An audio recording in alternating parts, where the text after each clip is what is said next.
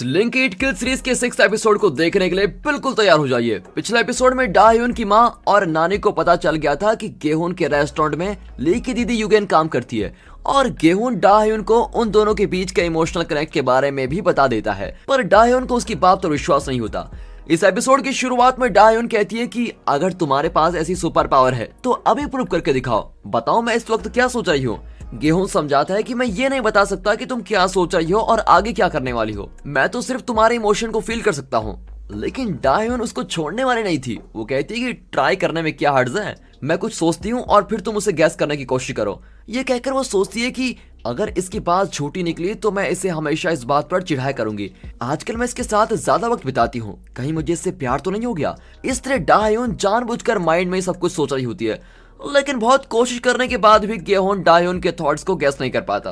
घर जाकर भी डाह्युन रोती रहती है कि आज तक लाइफ में मुझे कोई ढंग का बॉयफ्रेंड मिला ही नहीं, इसीलिए मैं किसी के साथ क्लोज रहना नहीं चाहती थी। लेकिन ना चाहते हुए भी गेहून के साथ बहुत ही क्लोज फील करती हूँ। अगर वो मुझसे दूर हो गया तो मेरा क्या होगा। इस तरह सोच सोच कर वो परेशान हो रही होती है। इस वजह से वहाँ गेहून का भी बहुत ही बुरा हाल होता है। अगली सुबह डाह्युन की माँ और नानी युगेन के बारे में डिस्कस कर रही होती है। फिर डाह्युन भी आ जाती है और तीनों ब्रेकफास्ट करने लगती है। डाह्युन की माँ उसे बताना चाहती है कि युगेन ली की दीदी है, लेकिन डाह्युन का बिहेवियर देखकर वो उसे और परेशान नहीं करना चाहती। ली की मौत के बाद डाह्युन बहुत ही टेंशन में रहती है और पागलों जैसी हरकतें करने लगी है। खाना खाते वक्त भी बेमतलब हंसने लगती है। इसलिए युगेन के बारे में बताकर मैं अपनी बेटी को और टेंशन नहीं दूंगी, ये सोचकर वो चुप हो जाती है। लेकिन डाह्युन ली के बारे में लगभग भूल गई है और अब वो सिर्फ गेहून के बारे में सोचती रहती है। ब्रेकफास्ट करके वो गेहून के रेस्टोरेंट में चली जाती है। वहाँ उसको देखकर गेहून ऐसे चला जाता है जैसे उसने डाह्युन को देखा ही ना हो। अब डाह्युन उदास होती है कि गेहून अचानक उसे इग्नोर क्यों कर रहा है। रेस्टोरेंट में काम करते वक्त भी डाह्युन गेहून से बहुत सारे सवाल करती है, लेकिन वो सिर्फ हाँ या ना में जवाब देकर चला जाता है। अब डाह्युन चिढ़ जाती है और उससे डायरेक्टली पूछ लेती है कि आखिर तुम्हारी प्रॉब्लम क्या है। कल तक तो तुम ठीक से बात कर रहे थे और आज अचानक मुझे इग्नोर क्यों कर रहे हो, तुम खुद को समझते क्या हो। इस तरह इनकी फाइट चल रही होती है। तभी एन वक्त पर जिम आ जाता है, लेकिन इनकी आर्गुमेंट सुनकर वो पास में ही छुप जाता है। अब डाह्युन कहती है कि कल तुम परेशान थे, इसलिए मैंने तुम्हारी मदद करनी चाहिए। मैंने सोचा हम दोनों के बीच सब कुछ ठीक हो चुका है, लेकिन नहीं, तुम फिर से लड़ाई शुरू करना चाहते हो, तो मैं क्या करूं। गेहून को समझ नहीं आता कि उसके सवालों का वो क्या जवाब दे। वो कहता है कि तुम इस रेस्टोरेंट में काम करती हो, लेकिन तुम हमेशा ये एक्सपेक्ट नहीं कर सकती कि हर कोई तुमसे हंसकर बातें करे। मैं जानती हूँ कि मैं यहाँ नौकरी करती हूँ और मैं अपना काम ठीक से करना जानती हूँ, लेकिन इसका मतलब ये नहीं कि हर वक्त रोबोट की तरह सिर्फ काम ही करती रहूं और किसी से बात न करूं। इस छोटी सी लाइफ में हम कई लोगों से मिलते हैं, उन सब से हमें अच्छी तरह बात करनी चाहिए, तभी हमारे कई फ्रेंड्स होंगे। उन फ्रेंड्स में से ही हमारा कोई लाइफ पार्टनर बन सकता है। ये सब कोई प्लान नहीं कर सकता, सब कुछ एक कोइंसिडेंस होता है। अब गेहून कंफ्यूज होता है कि ये इस वक्त ऐसी फिलॉसफी क्यों झाड़ रही है। वहाँ डाह्युन की माँ अपनी माँ से कहती है कि ली का खून करके मेरी इकलौती बेटी पागल हो गई है। तब उसकी नानी बहुत ही कैजुअली कहती है कि तुम्हें कम से कम एक ही पागल को संभालना पड़ता है, तुम मेरी सोचो, मुझे तो रोज तुम दोनों पागलों को संभालना पड़ता है। ये कहकर वो अपना काम करने लग जाती है, पर पता लगता है कि डाह्युन की माँ जरा ट्यूबलाइट है। बहुत देर बाद उन्हें बात समझ में आती है। तब युगेन को जाते देखकर वो छुप जाती हैं और कुछ देर बाद धीरे से झांकती हैं तो युगेन ठीक खिड़की के पास खड़ी होती है। अब वो अंदर आकर कहती है कि लगता है आपको कोई प्रॉब्लम है, जो भी है उसे भूल जाइए, वरना आप कभी चैन से नहीं रह पाएंगे। फिर जाने से पहले ली का फोटो दिखाकर पूछती है कि ठीक से याद करके बताइए, क्या ये आपके रेस्टोरेंट में कभी आया था। डाह्युन की माँ गैस करती है कि ये ली की फोटो होगी, इसलिए वो झट से कह देती है कि नहीं नहीं नहीं, हमने इसको कहीं नहीं देखा। हमारे रेस्टोरेंट में ज्यादातर रेगुलर कस्टमर्स ही आते हैं, इसलिए इनके यहाँ आने के चांसेस बहुत ही कम है। अब युगेन मायूस होकर गेहून के रेस्टोरेंट में चली जाती है, पर वहाँ इन दोनों की फाइट अभी तक खत्म नहीं हुई है, इसलिए युगेन उन्हें डिस्टर्ब नहीं करना चाहती और वो भी जिम के साथ छुप जाती है। डाह्युन ने जिम और युगेन दोनों को नोटिस नहीं किया था, इसलिए वो ली के बारे में बताने लग जाती है।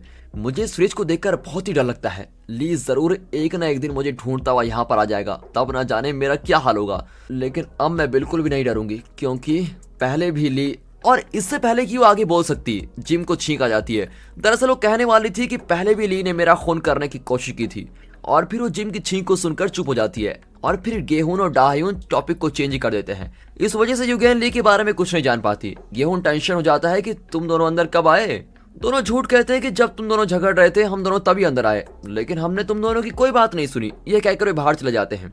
अगले सीन में गेहून जिम से अकेले में मिलता है और पूछता है कि सच बताओ तुमने क्या सुना। वो बताता है कि मैं तो उसी वक्त आ गया था जब डाह्युन तुम्हें डांट रही थी कि तुम उसे इग्नोर करते हो, लेकिन तुम्हारे झगड़े में मैं क्यों पड़ूं, इसलिए मैं छुप गया। युगेन बहुत देर बाद आई थी। अब गेहूं जाने लगता है, पर जिम उसको रोक कर पूछता है कि क्या तुम दोनों के बीच कुछ चल रहा है? नहीं यार, मैं तो ये सोच रहा था कि उसकी इमोशंस को मैं क्यों फील कर रहा हूँ। जब भी मैं उसके पास जाता हूँ तो उसके दिल की धड़कन एकदम तेज हो जाती है, वो भी मैं फील कर सकता हूँ, लेकिन उस वक्त मेरी धड़कन भी तेज हो जाती है। चल मैं तुझको डेमो देता हूँ। ये कहकर वो जिम को अपने पास आने को कहता है और बहुत देर उसकी आंखों में आंखें डालकर देख रहा होता है, लेकिन उसको कुछ भी फील नहीं होता। यहाँ रेस्टोरेंट के अंदर यूगेन सोच रही होती है कि डाहयोन ली के बारे में जरूर कुछ जानती है। फिर उसे डाहयोन की बात याद आती है कि उसे फ्रिज को देखकर बहुत ही डर लगता है। अब वो जल्दी से फ्रिज को खोलकर देखती है, लेकिन उसमें तो कुछ नहीं होता। और डाहयोन भी उसको देख लेती है और पूछती है कि आपने फ्रिज क्यों खोला?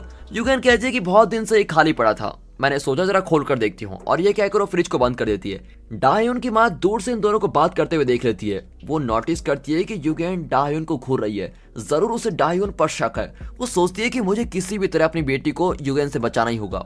अगले सीन में गेहूं और जिम मार्केट में कुछ खरीद रहे होते हैं, तभी वहाँ पर कुछ पुलिस वाले खड़े होते हैं। उनमें से एक आकर गेहूं को गले लगा लेता है और पूछता है कि क्या तुम मुझको पहचानते हो? मैं वही ऑफिसर हूँ जिसने तुम्हारी बहन के केस में पियानो टीचर चैंग को अरेस्ट किया था। लेकिन गेहूं कहता है कि अरेस्ट करके क्या फायदा हुआ ऑफिसर, बाद में उसको बेकसूर कहकर छोड़ भी तो दिया था। ये कहकर वो रेस्टोरेंट की ओर चला जाता है। तब एक ऑफिसर की वॉकी टॉकी पर इन्फॉर्मेशन आती है कि कुछ देर पहले 10 साल की एक लड़की अचानक गायब हो गई है। अब ये सुनकर गेहूं को येंग की याद आ जाती है और वो उस लड़की को ढूंढने का फैसला करता है। वो हर जगह उस लड़की को ढूंढता है और आखिरकार उसका पता भी लगा लेता है। वो एक बुजुर्ग के पास बैठी होती है। गेहूं कहता है कि तुम यहाँ क्या कर रही हो? चलो मैं तुम्हें पुलिस स्टेशन छोड़कर आता हूँ, वे तुम्हें तुम्हारे घर छोड़ देंगे। ये कहकर वो उस लड़की को लेके जाता है, लेकिन तब बुजुर्ग आदमी इन दोनों को घूर रहा होता है। फिर वो अपनी कार में वहां से चला जाता है। तब एक औरत उसकी कार को रोककर उसे बताती है कि कई साल बाद गेहूं फिर से इस एरिया में आ गया है, और ये वही औरत है जिसने पूरे एरिया में ये बात फैला दी थी कि गेहूं अपनी बहन के कातिल का बदला लेने के लिए यहाँ पर आया है। अब इन दोनों को देखकर लगता है कि ये दोनों येंग के बारे में कुछ ना कुछ तो जरूर जानते हैं। वो आदमी अब गेहूं को फॉलो करने लगता है। अब वहां डाहयोन रेस्टोरेंट का कचरा बाहर फेंकने आती है, तो उसे लगता है कि कोई उसको फॉलो कर रहा है। वो बड़ी नर्वस हो जाती है। उसकी नर्वसनेस गेहूं को भी फील होती है और वो डाहयोन के पास भागा चला आता है। पर असल में डाहयोन को कोई फॉलो नहीं कर रहा होता है। जे उससे कुछ पूछने आया था, लेकिन डाहयोन बेवजह ही नर्वस हो गई थी। अब जे कहता है कि मुझे देखकर डरने की कोई जरूरत नहीं है, अगर तुम्हें सेल्फ डिफेंस सीखना है तो मैं तुमको सिखा सकता हूँ। लेकिन इतने में गेहूं आ जाता है और सोचता है कि ये आदमी डाहयोन को तंग कर रहा होगा, और वो जे को पीटने लगता है। लेकिन जब वो जे का चेहरा देखता है तो कहता है सॉरी सर, गलती से हो गया। यार तो गलती से मुझे क्यों मारता रहता है? पुलिस ऑफिसर पर हाथ उठाने की सजा जानता है? सॉरी सर, एक बार माफ कर दीजिए, उसने गलती से हाथ उठा दिया होगा। ये कहकर डाहयोन जे से माफी मांगती है। अगले सीन में पुलिस ऑफिसर पेट्रोल करते वक्त चैंग को देख लेते हैं। एक ऑफिसर उसको पकड़कर धमकाता है कि कई साल पहले एक बच्ची खो गई थी, उसका कारण तुम थे। आज भी एक बच्ची लापता हो गई है और मैं खूब जानता हूँ कि तुमने उसको किडनैप किया है। तब उसे पुलिस स्टेशन से इन्फॉर्मेशन मिलती है कि वो लड़की मिल चुकी है और एक लड़का उसे स्टेशन में छोड़कर गया था, और ये सुनकर पुलिस चैंग को छोड़कर चली जाती है। अब रात को गेहूं रेस्टोरेंट का काम खत्म करके घर जाने की तैयारी कर रहा होता है। तब यूगेन भी वहां पर आती है। गेहूं कहता है कि बहुत देर हो चुकी है, आपकी सेफ्टी के लिए मैं आपके साथ चलता हूँ। ये कहकर दोनों पैदल चलने लगते हैं। यूगेन पूछती है कि क्या आप और डाहयोन डेट कर रहे हैं? नहीं, ऐसा कुछ भी नहीं है, वो भी आप ही की तरह मेरे रेस्टोरेंट में काम करती है, इसलिए मैं उससे नॉर्मली बातें करता हूँ, हमारे बीच ऐसा कुछ भी नहीं है। अब रास्ते में एक दुकान पर टीवी पर न्यूज चल रही होती है। उसमें बताते हैं कि किसी जगह पर एक इंसान का स्केलेटन मिला है, और गेहूं सोचता है कि कहीं ये येंग का स्केलेटन तो नहीं है, और यूगेन भी सोचती है कहीं ये ली का तो नहीं है, और ये सोचकर वो परेशान हो जाती है और अकेले अपने घर की ओर जाने लगती है। वहाँ डाहयोन लाइब्रेरी में बैठकर पढ़ रही होती है। उसे डर है कि अगर ली वापस आ गया तो वो फिर मुझको मारने की कोशिश करेगा। फिर वो लाइब्रेरी से बाहर आ जाती है। यहाँ डाहयोन की माँ को चिंता होती है कि डाहयोन इतनी रात तक क्यों नहीं लौटी।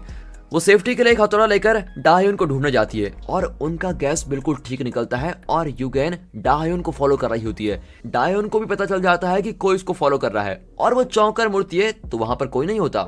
दरअसल डाहयोन की मां ने यूगेन को पकड़ लिया होता है और उसको वार्न करती है कि अगर मेरी बेटी डाहयोन को कुछ हुआ तो तुम्हारे खैर नहीं, बेवजह उसे फॉलो करना बंद कर दो। इस पर यूगेन गुस्से में कहती है कि आप मुझे क्यों धमका रही हैं? मेरी वजह से आपकी बेटी को कुछ नहीं होने वाला, लेकिन आपको देखकर मुझे साफ साफ पता चल गया है कि आपने कोई बड़ी गलती की है, वरना इतनी रात गए आप इतना बड़ा हथौड़ा ले क्यों घूम रही है? इतने में नानी एक वेपन लेकर वहां पर आ जाती है। अब यूगेन चिल्लाती है कि क्या पूरी फैमिली मुझको मारने आई है? देखिए मैं आपकी बेटी को कुछ नहीं करूंगी। लेकिन अगर आपने मुझको परेशान किया तो मैं पुलिस में कंप्लेंट जरूर कर दूंगी कि आप लोग वेपन से मुझको अटैक करने के लिए आ गए थे। और ये कहकर यूगेन चली जाती है। अब डाह्युन घर लौटती है लेकिन वहाँ पर कोई नहीं होता। उसे ली के कई मैसेज आते हैं कि मैं जल्द ही तुमसे मिलने आऊंगा, तुम और तुम्हारे फ्रेंड्स और घर वाले क्या क्या कर रहे हैं ये सब मैं नोटिस कर रहा हूँ। अब डाह्युन बहुत ही घबरा जाती है, ऊपर से वो घर पर भी अकेली है, फिर डर के मारे वो घर के बाहर आ जाती है। अब उसका डर फील करके गेहून भी वहाँ पर आ जाता है। डाह्युन बताती है कि पता नहीं माँ और नानी कहाँ चली गई, मुझे उनकी फिक्र हो रही है। ऊपर से ली मुझे मैसेज पे मैसेज भेज रहा है, मुझे तो बहुत ही डर लग रहा है। देखो डाह्युन तुम डरो मत, घर जाओ और सारे दरवाजे को लॉक कर दो, मैं जाकर तुम्हारी माँ और नानी को ढूंढ कर लाता हूँ। नहीं नहीं नहीं, मुझे अकेले डर लगता है, कहीं डी आ गया तो। नहीं नहीं नहीं, मैं भी तुम्हारे साथ चलती हूँ। अब दोनों मिलकर उन्हें ढूंढने लगते हैं। आखिर में वो माँ और नानी को देख लेते हैं। वहाँ पुलिस ऑफिसर हुआन इंक्वायरी कर रहा होता है। तो आप कह रही हैं कि दोनों इतनी रात को टहल रही थी, चलो मान भी लिया कि आप सच कह रही हैं, लेकिन इस तरह के वेपन्स लेकर आप टहलने निकली थी। इतने में डाह्युन और गेहून पुलिस को बताते हैं कि वे अपनी सेफ्टी के लिए ऐसे वेपन्स हमेशा साथ रखती है, आइंदा ऐसा नहीं होगा सर। ये कहकर वे दोनों को घर लेके आते हैं। अब माँ और नानी डाह्युन से पूछती है कि इतनी रात हो गई है, गेहून हमारे घर में क्या कर रहा था, सच बताओ। डाह्युन चिढ़कर कहती है कि आप मुझ पर शक करना बंद कीजिए। एक और बात बता दूं कि जैसा हम सोच रहे हैं, ली मरा नहीं है, वो मुझे मैसेज भेज रहा है। और ये सुनकर दोनों खुशी से रोने लग जाती है। चलो शुक्र है तुम पर कोई केस तो नहीं होगा। माँ बात इतनी सिंपल नहीं है, अगर वो वापस आ गया और उसने मुझे अटैक किया तो मैं क्या करूंगी। नहीं बेटी अब तुम चिंता मत करो, हमारे रहते तुम्हें कुछ नहीं होगा, तुमने खून नहीं किया है, यही हमारे लिए बहुत बड़ी बात है। और इस तरह तीनों रोने लगती है। डाह्युन के रोने से गेहून की आंखों में भी नदियां बहने लगती है। अब डाह्युन की माँ पूछती है बेटा तुम क्यों रो रहे हो। इससे पहले कि गेहून अपनी इमोशनल कनेक्ट वाली बात बता सके, डाह्युन उसको टोक कर कहती है कि गेहून बहुत ही नरम दिल है, वो किसी को रोते हुए नहीं देख सकता और किसी को देख ले तो वो भी रो लेता है। अब गेहून अपने रेस्टोरेंट के लिए निकल जाता है तो डाह्युन उसको थैंक यू कहती है। इससे पहले कि वो जा सके वो फिर गेहून से कहती है कि आज के बाद काम के अलावा हम दोनों आपस में और कोई बातचीत ना करें तो अच्छा होगा। अब तक तुमने जो मेरी मदद की है उसके लिए बहुत बहुत शुक्रिया। गेहून सोचता है कि ये अचानक मेरी तरह क्यों बात कर रही है। दरअसल डाह्युन इस बात से डर रही थी कि ली ने मैसेज में लिखा था वो डाह्युन के फ्रेंड्स और फैमिली को वॉच कर रहा है। अगर उसने गेहून को डाह्युन के साथ देख लिया तो गेहून की जान को भी खतरा हो सकता है। गेहून को ली से बचाने के लिए वो गेहून को अपने से दूर रखने के लिए कह देती है। और दोस्तों इसी के साथ ये एपिसोड यहाँ पर खत्म होता है। तो कैसा लगा ये एपिसोड और कैसी लगी अब तक की कहानी। इस सीरीज में आगे बहुत सारे सस्पेंस खुलने वाले हैं, इसलिए कोई एपिसोड मिस मत कीजिए। अगर ये एपिसोड आपको अच्छा लगा तो लाइक कीजिए और चैनल को सब्सक्राइब करना बिल्कुल मत भूलिए। बाकी मिलते हैं अगली वीडियो में, तब तक के लिए गुड बाय, अपना ख्याल रखिए and finally thanks for watching.